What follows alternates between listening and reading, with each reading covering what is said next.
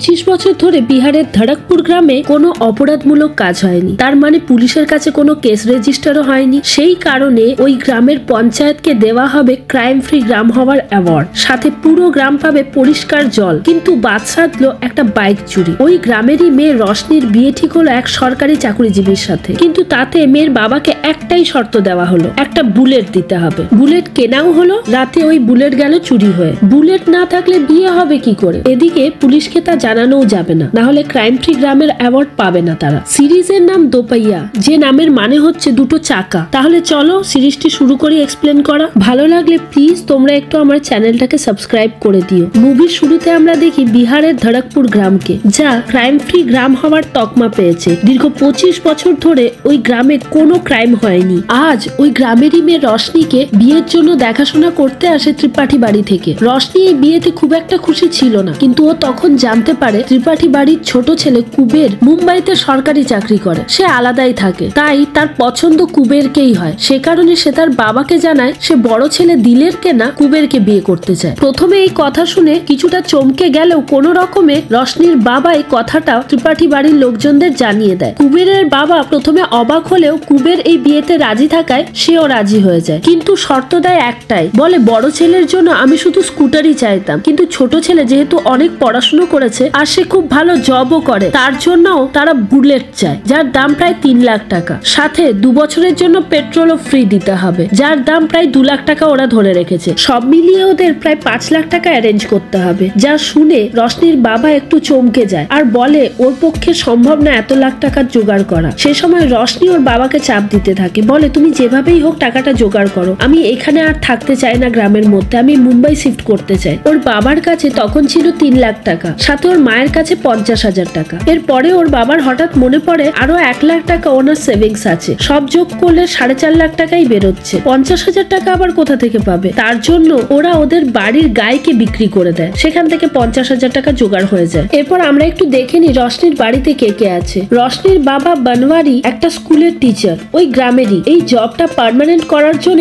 ওই 1 লাখ টাকা সরিয়ে রেখেছিল সে, সেই টাকাটাও সে বের করে দিয়ে দেয়। এরপর আমরা ওখানে দেখি রশনির ভাইকে, যার নাম হয় ভূগোল। সে রিলস বানাতে খুব ভালোবাসে, তাই জন্য সেও চায় তার দিদির বিয়ে ওখানেই হোক, তাহলে সে দিদির সাথে মুম্বাইতে চলে যেতে পারবে আর ওখানে অ্যাক্টর হওয়ার স্বপ্নও পূরণ করতে পারবে। রশনির মা একজন হাউসওয়াইফ হয়। রশনির বাড়িতে বিয়ের টাকাটা পুরো অ্যারেঞ্জ হয়ে যাওয়ার কথা দেখে ত্রিপাঠী বাড়ির লোকেরা রাজি হয়ে যায় বিয়ে করাতে। এরপর আমরা ওই গ্রামের উপপঞ্চায়েত প্রধানকে দেখি, যার নাম হয় পুষ্পলতা। সে একটা মিটিং এ গিয়েছিল পঞ্চায়েত প্রধানের কাছে, যেখানে পঞ্চায়েত প্রধান ওর খুব প্রশংসা করে, বলে তোমার জন্য 25 বছর ধরে এই ধড়কপুর গ্রামে কোনো খুন ডাকাতি চুরি কিছুই হয়নি, মানে পুরো ক্রাইম ফ্রি থেকেছে। সেই কারণে পঞ্চায়েত প্রধান পুষ্পলতাকে কথা দেন এইবার এই গ্রামে পরিষ্কার জল আসবে, কারণ এতদিন পর্যন্ত ওই গ্রামে যে জল আসতো তা খুব নোংরা ছিল। তার সাথে ওই গ্রামকে ক্রাইম ফ্রি হওয়ার জন্য সরকারের তরফ থেকে একটা অ্যাওয়ার্ডও দেওয়া হবে। যা শুনে পুষ্পলতা খুব খুশি হয়ে যায়, কিন্তু ওখানে বসে থাকা কমলেশ নামের একজন ব্যক্তি খুব রেগে যায়। ওর সাথে পুষ্পলতা কিছু একটা গন্ডগোল ছিল, যে কারণে ও কিছুতেই ভালো সহ্য করতে পারতো না পুষ্পলতা। এরপর আমরা ভূগোলকে দেখি, যে তার বন্ধু টিপুকে নিয়ে গিয়েছিল সাথে করে বাইক শোরুমে বাইক কিনতে। ওরা বুলেট কিনে তো নেয়, কিন্তু ফেরার সময় সমস্যায় পড়ে যায়, কারণ ভূগোল তো বাইক চালাতে জানতো না, টিপু জানতো, কিন্তু সে জানতো স্কুটার। তাই সে বুলেট চালাতে ভয় পাচ্ছিল, তাছাড়া তার পাও মাটি পর্যন্ত পৌঁছবে না। তাই বাধ্য হয় ওখান থেকে কোনো সেলস পারসন নিয়ে ওদের বাইকটা পৌঁছিয়ে দেওয়ার জন্য। শোরুম থেকে বাড়ি ফেরার পথে ওদের বাইকটা হঠাৎ করে পাংচার হয়ে যায়। ওখানে সামনাসামনি কোনো বাইক সারানোর দোকানও ছিল না, কোনো মেকানিকও পায়নি ওরা। সেলসম্যান দেখে ওখানে ভূগোল নিজের রিলস বানাতে লেগেছে, তাই সে ওখান থেকে কেটে পড়ে। অন্যদিকে ভূগোল দেখে ওখানে ওটা চালানোর মতো কেউ নেই যে বাড়ি ফিরিয়ে আনতে পারবে, মাঝ রাস্তায় আটকে গেছে ওরা। এরপর ওই রাস্তা দিয়ে আমাবাস যাচ্ছিল। আমাবাস ছিল রশনির এক্স বয়ফ্রেন্ড। ও এসে যখন জিজ্ঞাসা করে ভূগোলকে কি হয়েছে, ভূগোল জানায় রশনির বিয়ের ব্যাপারে, যা শুনে ও খুব দুঃখও পায়। আসলে আমাবাস আর রশনি দুজনকে ভালোবাসতো, কিন্তু রশনি আমাবাসের ওপর নিজের কোনো ফিউচার দেখতে পায়নি, তাই জন্য ওরা ব্রেকআপ করে নেয়। তা সত্ত্বেও ভূগোলকে হেল্প করার জন্য আমাবাস নিজের একটা বন্ধুকে কল করে টেম্পো নিয়ে আসতে বলে। ওই টেম্পো করেই ভূগোল বাইক নিয়ে ওদের গ্রামে ঢোকে। ওই বাইক দেখে সবার চোখ ছানা বড়া হয়ে যায়, কারণ এত দামি পণ এর আগে কখনো কেউ দেয়নি। এরপর আমরা পুষ্পলতার মেয়ে নির্মলাকে দেখি, যে একটু শ্যামবর্ণের হয়, তাই সে নিজের মনের মধ্যে নিজেকে ছোট ভাবে। ফর্সা হওয়ার জন্য ফেয়ারনেস ট্রিটমেন্টও করতে চায়,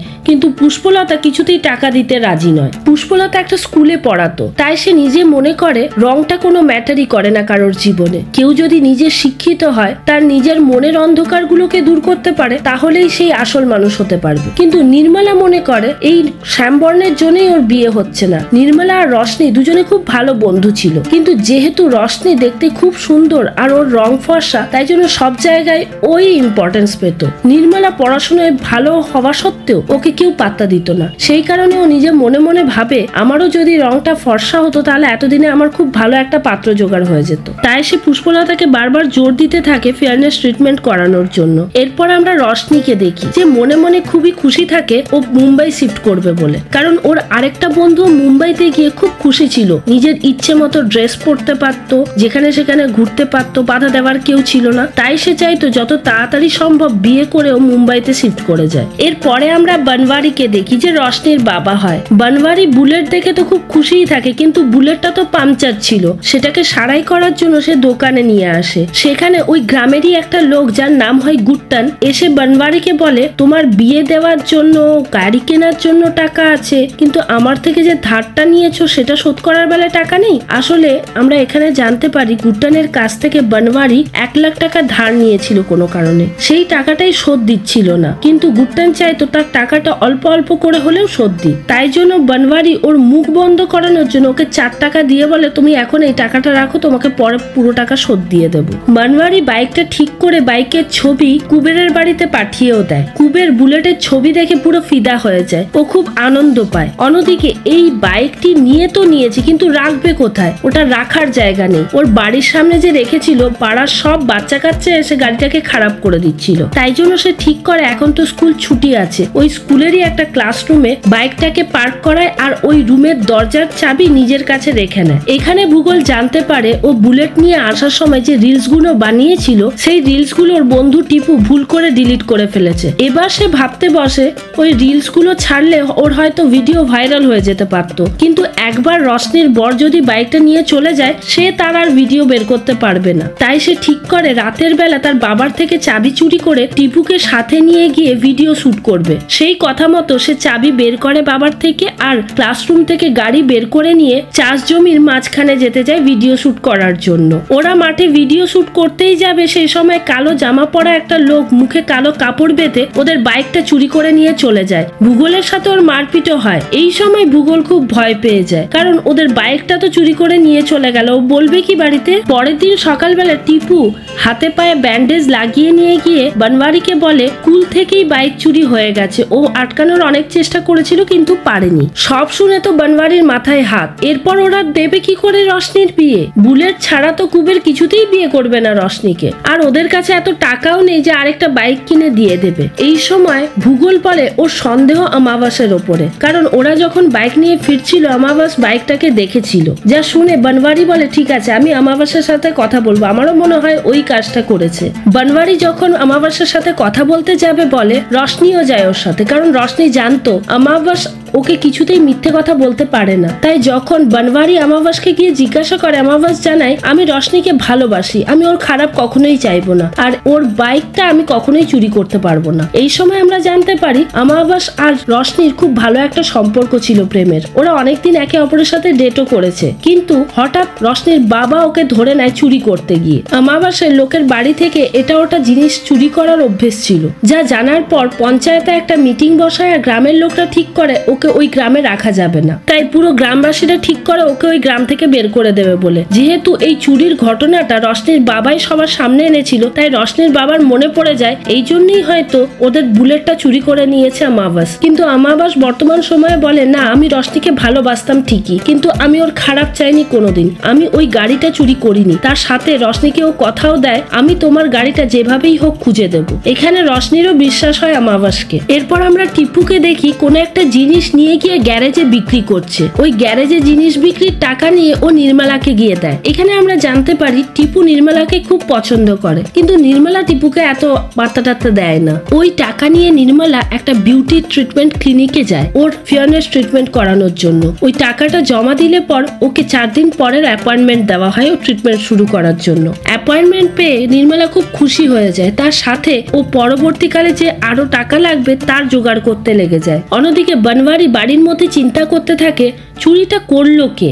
এই সময় গুট্টান ওর কাছে আসে আর জানিয়ে যায় রশনির বিয়েতেও আসতে পারবে না, ওর কিছু পার্সোনাল কারণ আছে। অনেকবার জিজ্ঞাসা করা সত্ত্বেও গুট্টান কোনো সঠিক কারণ দেখাতে পারে না। যা শুনে বনওয়ারির সন্দেহ গুট্টানের ওপরেও যায়, এই হয়তো চুরিটা করেছে, কারণ ওর টাকা তো আমি শোধ করিনি। অনেক 7-5 ভেবে বনওয়ারি ঠিক করে ও পুলিশে কমপ্লেন করবে বলে। সাইকেল নিয়ে যেতে যেতেই ওর মনে পড়ে 1 বছর আগে যখন এই ধড়কপুর পুলিশ স্টেশনে নতুন পুলিশ অফিসার এসেছিল, ওদের কাছে এসে সবাইকে বলেছিল এখানে যদি কারোর কোনো অসুবিধে হয়, কোনো চুরি ডাকাতি হয় যেন জানাতে। সেই সময় বনওয়ারি অনেক অ্যাটিটিউড দেখে জানিয়েছিল ওই পুলিশ অফিসারকে এটা ধড়কপুর গ্রাম, আমাদের গ্রামে কোনো ক্রাইম হয় না, তোমার এখানে কোনো কাজও নেই, খালি বসে বসে মাইনে নেবে। অপমানজনক কথা বলেছিল, যে কারণে এখন যখন ও কমপ্লেন করতে যাচ্ছে কিভাবে পুলিশকে গিয়ে বলবে ওর বাড়িতেই চুরি হয়েছে এটাও বুঝতে পারছিল না। পুলিশ স্টেশন পৌঁছে দোনামোনা করে যখনই ও বলতে যাবে সেই সময় পুলিশ স্টেশনে পুষ্পলতা পৌঁছে যায় আর ওকে বলে তোমার যদি কার্ড দেওয়া হয়ে গিয়ে থাকে পুলিশ অফিসারকে তাহলে চলো আমরা বাড়ি ফিরে যাই। এখানে পুষ্পলতা চাইতো না বনওয়ারি কোনো পুলিশ কমপ্লেন করুক, কারণ একবার কোনো পুলিশ কমপ্লেন হলেই ওটা আর ক্রাইম ফ্রি গ্রাম থাকবে না, তাহলে ওদের যে ট্রফিটা পাওয়ার আছে ওই গ্রামে ক্রাইম ফ্রি হওয়ার জন্য সেটাও পাবে না, সাথে যে পরিষ্কার জলের ব্যবস্থা করা হচ্ছে সেটাও হবে না। তাই সে চায় না। বনওয়ারিকে গ্রামে ফিরিয়ে এনে পুষ্পলতা একটা পঞ্চায়েত সভা বসায় যেখানে সব গ্রামের লোকরা ছিল। ওখানে পুষ্পলতা বলে আমি বুঝতে পারছি তোমার সমস্যাটা, কিন্তু তুমি চিন্তা করো না, আমরা সবাই মিলে সমাধান বের করব। আমরা পুলিশ কমপ্লেন করতে পারবো না, তাহলে আমাদের গ্রামে অনেক অসুবিধে হয়ে যাবে। এখানে সবকিছু শোনার পর আমাবাস বলে আমি ওর বাইকটা চুরি করিনি ঠিকই, কিন্তু আমি ওদের একটু হেল্প করে দিতে পারি। 1 লাখ টাকার মধ্যে সেকেন্ড হ্যান্ড বাইক জোগাড় করা হয়ে যাবে, কিন্তু দেখতে ওটা পুরো নতুনের মতোই হবে, কেউ ধরতে পারবে না। বনওয়ারি বলে যদি ওর শ্বশুর বাড়ির লোক জানতে পারে তাহলে তো ওরা ওই বুলেট অ্যাকসেপ্ট করবে না। আমাবাস ওদের কথা দেয় ওইখানে যে পুরোহিত ছিল তার ছেলে যে বাইকটা কিনেছিল তোমরা কি বুঝতে পারো ওটা সেকেন্ড হ্যান্ড ছিল? সবাই জানায় না, তাই ও বলে তোমরা ভরসা রাখো আমার ওপর। কিন্তু এই সময় বনওয়ারি বলে আমার কাছে তো 1 লাখ টাকাও নেই। তাই পুষ্পলতা গ্রামের সবাইকে বলে তোমরা সবাই 1-1 হাজার টাকা করে দিলেও 1 লাখ টাকা আরামসে হয়ে যাবে, কিন্তু গ্রামের সবাই দিতে চায় না। যা শুনে পুষ্পলতা বলতে থাকে তোমরা যদি এই টাকা না দাও তাহলে ও পুলিশ কমপ্লেন করবে, আর পুলিশ কমপ্লেন করলেই তোমরা পরিষ্কার জল কিন্তু আর পাবে না, ট্রফিও পাবে না গ্রামের জন্য। যা শুনে গ্রামের লোকেরা রাজি হয়, যে যেমন পারে টাকা দিয়ে যায়। 1000 টাকা না দিলেও সব টাকা নিয়ে বসেও বনওয়ারি দেখে ওর 1 লাখ টাকা কমপ্লিট হচ্ছে না, যে কারণে ওদের বাড়িতে থাকা আরেকটা গাইকে ওকে বেচে দিতে হয়। তারপরে ওদের 1 লাখ টাকা পুরো কমপ্লিট হয়। ওই 1 লাখ টাকা নিয়ে আমাবাস আর ভূগোল বাসে করে বেরিয়ে যায় বুলেট আনতে। অন্যদিকে পুলিশ অফিসারের সন্দেহ হয় বনওয়ারি এসেছিল পুলিশ স্টেশনে কিন্তু কোনো কমপ্লেন করে যায়নি, নিশ্চয়ই ওদের গ্রামে কিছু একটা হয়েছে, যার খোঁজ নেওয়ার জন্য ও গ্রামে যায়, কিন্তু কেউ কিছু বলতে চায় না ওকে। ওই সময় মদন নামে একটা ছেলেকে ধরে ও, যে কিনা জার্নালিস্ট হতে চাইতো, শায়রি টায়রিও লিখতো। ও প্রথমে কিছু বলে না, প্রথমে পুলিশ অফিসার ওকে ধমকায়, তারপরে ওকে কাজের টোপ দেয়, বলে তুমি যদি বলো তাহলে তোমাকে জার্নালিস্টের চাকরি পাইয়ে দেব। যা শুনে মদন বুলেট চুরি যাওয়ার সত্যি ঘটনাটা জানিয়ে দেয় পুলিশ অফিসারকে। পুলিশ অফিসার তো আনন্দেই ছিল, তাহলে বনওয়ারি আসবে আমার কাছে কমপ্লেন্ট লেখানোর জন্য। তাই সে বনওয়ারির বাড়ির সামনে দিয়ে অ্যানাউন্স করতে করতে যায় পুলিশ একটা বুলেট খুঁজে পেয়েছে, যদি কারোর ওটা হয়ে থাকে তাহলে সে কমপ্লেন করে ওই বুলেটটা তুলে নিয়ে যাক। যা বনওয়ারি শোনার পর বুঝতে পারে ওর সাথে হয়তো স্ক্যাম করছে এই পুলিশ অফিসার, তাই সে কমপ্লেন করতে যায় না সব জানা সত্ত্বেও। অন্যদিকে ভূগোল আর আমাবাস পিন্টু নামে একটা লোকের কাছে যায় গাড়িটা বানানোর জন্য, যে ছবি দেখে পুরো একদম এক্সাক্ট ওরকমই বাইক বানিয়ে দেয় পুরোনো পার্টস দিয়ে। ভূগোলের ওই বাইকটা বানানোর জন্য ও 1 লাখ টাকা চার্জ করে, কিন্তু তা বানাতে 12 ঘন্টা সময় লাগবে তাও জানিয়ে দেয়। তাই ওই সময় ওরা ওখানে বসে কি করবে, ওরা একটা ধাবাতে যায়।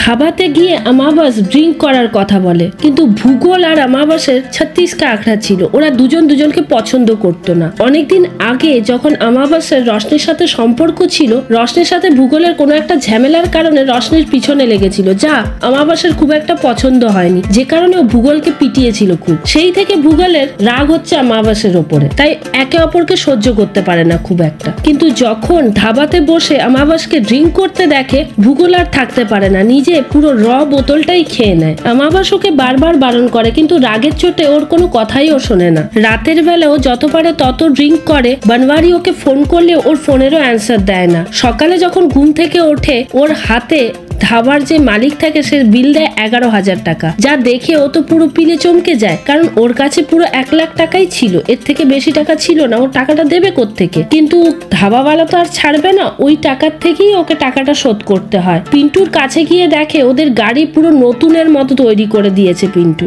ভূগোল গিয়ে আমাবাসকে জানায় ওর 11,000 টাকা কম আছে, ধাবাতে বিল দিতে হয়েছে বলে। তাই পিন্টু আর রাজি থাকে না ওদের বাইকটা দিয়ে দিতে। সেই সময় আমাবাস পিন্টুকে ওর মোবাইলটা পর্যন্ত দিয়ে দেয়, কিন্তু তাও পিন্টু বলে আমার আরো টাকা পাই, এই মোবাইলে হবে না। সেই সময় ভূগোল জানতে পারে পিন্টুর 2জন ডান্সারের দরকার, তাই ভূগোল ডান্সার হতে রাজিও হয়ে যায়। অন্যদিকে আমাবাসকেও রাজি করায়, তুমি রশনির জন্য এইটুকু করতে পারবে না? এইটুকু কাজ তো তুমি করতেই পারো, তুমি না রশনিকে ভালোবাসতে? আমাবাসকেও রাজি করিয়ে নেয় ডান্সার হওয়ার জন্য। ডান্স করতে গিয়ে ওরা জানতে পারে এটা একটা গ্যাংস্টার অ্যারেঞ্জ করেছে। ওই যে গ্যাংস্টার, তার পোষ্য একটা প্যাঁচা যার নাম ডলার, সে নাচ গান দেখতে নাকি খুব ভালোবাসে। ওদের নাচ দেখে, মানে আমাবাস আর ভূগোলের নাচ দেখে ওদের ডলারের খুব পছন্দ হয়েছে। তাই গ্যাংস্টার বলে যতক্ষণ না ডলার ঘুমোচ্ছে তোমরা এখান থেকে ছাড়া পাবে না। ওরা নাচতেই থাকে, ডলার তো আর ঘুমোয় না। তাই গ্যাংস্টারও ওদের ছাড়তে রাজি থাকে না, বন্দুক দেখিয়ে একদম চুপ করিয়ে রাখে।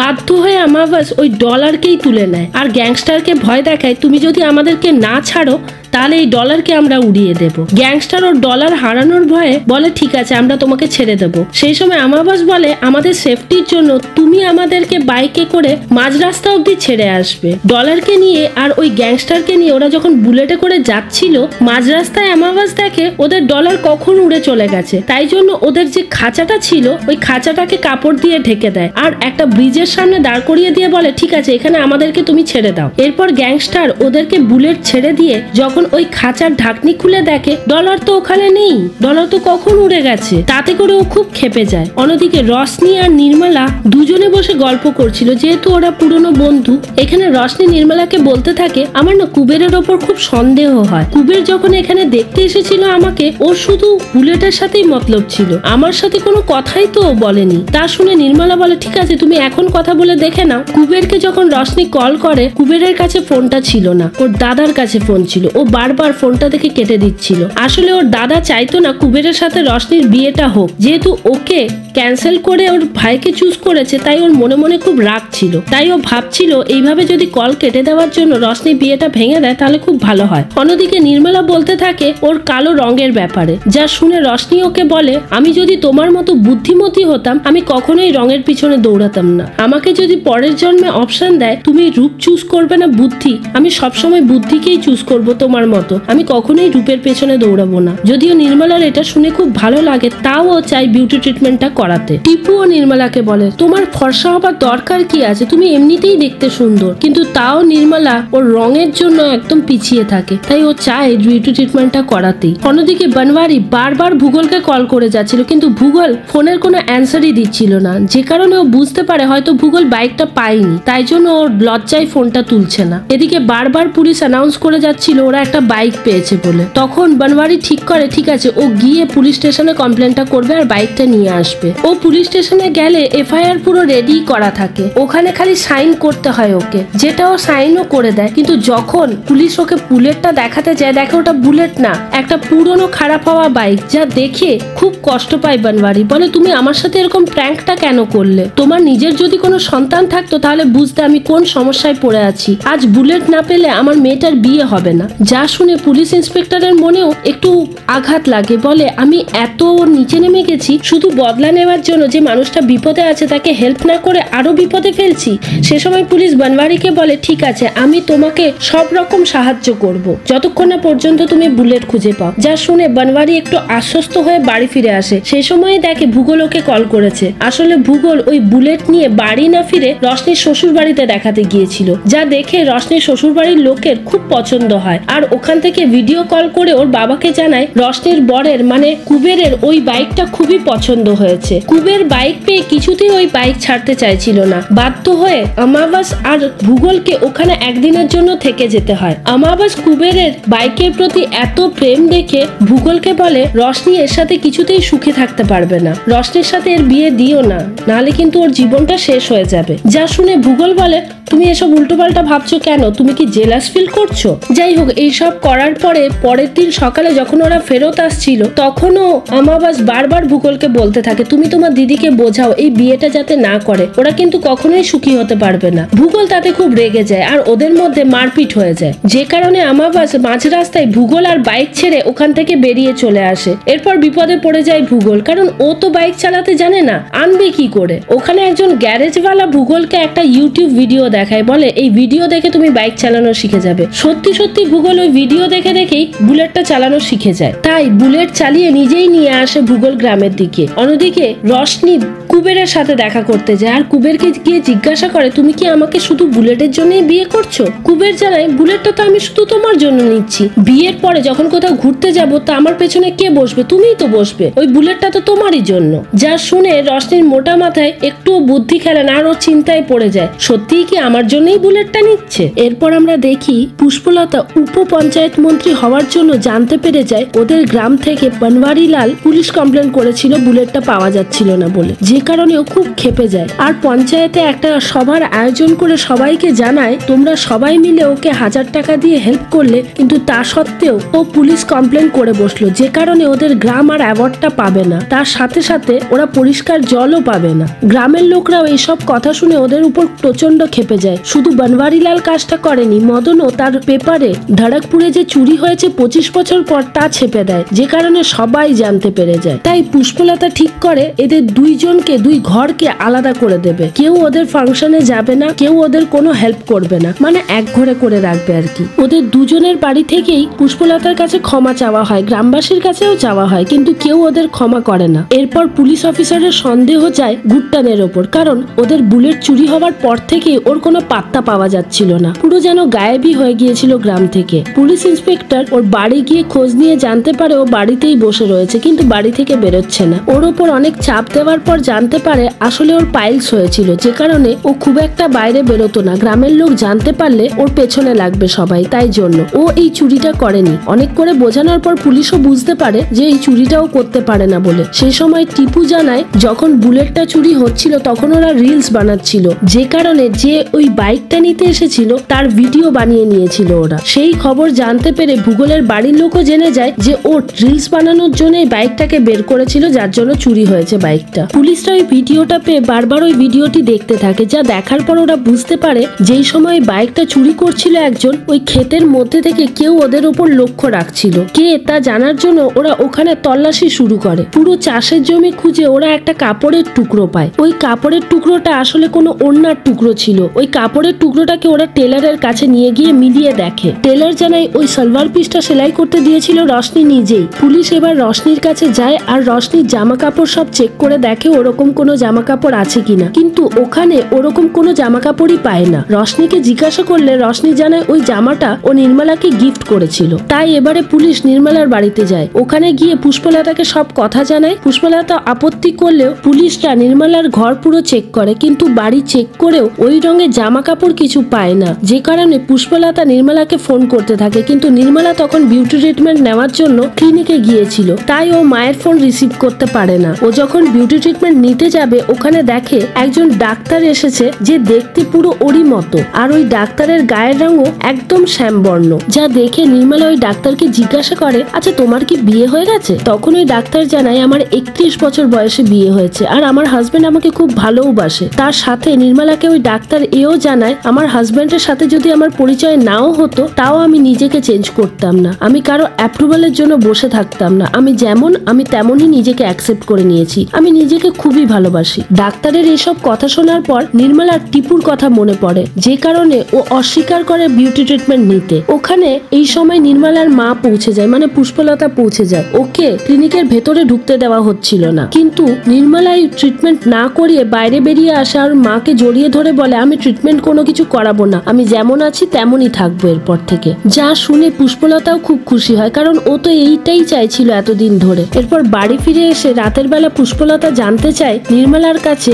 বুলেট চুরির ব্যাপারে ও কিছু জানে কিনা। নির্মলা তখন জানায়, হ্যাঁ, সেদিন যখন বুলেটটা নিয়ে ভূগোল আর টিপু মাঠের দিকে যাচ্ছিল, ওদেরকে দেখে ও পেছন ধরেছিল। কিছু দূর যাওয়ার পরে পেছন দিক থেকে কালো কাপড় পরা একটা লোক এসে ওর মুখ চেপে ধরে আর জিজ্ঞাসা করে ওরা বুলেট নিয়ে কোন দিকে গেছে। ও দেখিয়েও দেয়। তারপরে ওদের পেছন পেছন গিয়ে দেখতে থাকে ওই লোকটি কি করে। ও দেখে ভূগোলকে মেরে বুলেটটাকে নিয়ে ওই লোকটি চলে যায়। এই সব ঘটনা পুষ্পলতা গিয়ে পুলিশের কাছে কনফেস করায় নির্মলাকে দিয়ে। ইন্সপেক্টর তখন জানতে চায়, নির্মলা যখন রশনির এত ভালো বন্ধু ছোটবেলা থেকে, তাহলে এইসব কথা নির্মলা জানালো না কেন রশনিকে ওর এত বড় বিপদের মধ্যেও? নির্মলা তখন বলে, আমি ছোটবেলা থেকেই রশনির সাথে ঘুরেছি, কোনোদিন আমি ওর আগে পাত্তা পাইনি, সবাই ওকে খুব পাত্তা দিত, যে কারণে জেলাস হয়ে এই কথাটা আমি জানাতে চাইনি, কাউকেই জানাইনি। ইন্সপেক্টর ওর ফিলিংস বুঝতে পারে আর ওকে ক্ষমাও করে দেয়। এরপর আমরা ভূগোলকে দেখি যে বাইকটাকে নিয়ে বাড়ির দিকে ফিরে আসছিল। মাঝ রাস্তায় ওকে ধরে নেয় ওই গ্যাংস্টার, যার ডলারকে ওরা উড়িয়ে দিয়েছিল।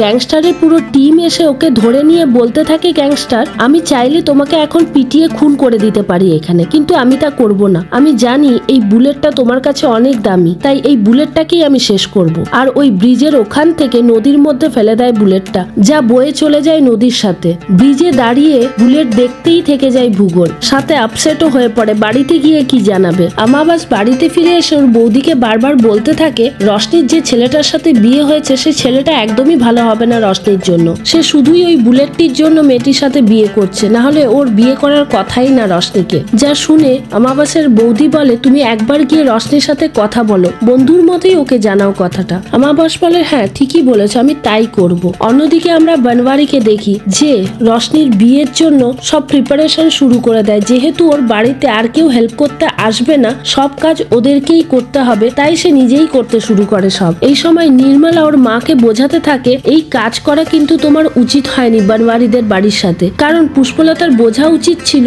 কতটা বাধ্য হয়ে বনওয়ারিলাল পুলিশের কাছে গিয়েছিল বলতে। ও তো এর আগে কোনোদিন বলতে যায়নি। যেহেতু বুলেটটা পাওয়া যাচ্ছে না, মেয়ের বিয়ে আটকে যাবে, সেই জন্য এই কাজ করেছে। যদি এতটা বাধ্য না হতো তাহলে নিশ্চয়ই ও যেত না। অনেক বোঝানোর পর পুষ্পলতাও বুঝতে পারে, তাই সে গ্রামের সব লোকদেরকে বলে বনওয়ারিলালের বিয়েতে যোগ দেওয়ার কথা। সবাই মিলে যায় রশনির বিয়েতে পার্টিসিপেট করার জন্য। এরপরে দেখি রশনির বরযাত্রী চলে আসে, কিন্তু তখনও বুলেট ওদের বাড়ি পৌঁছয়নি, যে কারণে বনওয়ারিলাল একটু টেনশনে পড়ে গিয়েছিল।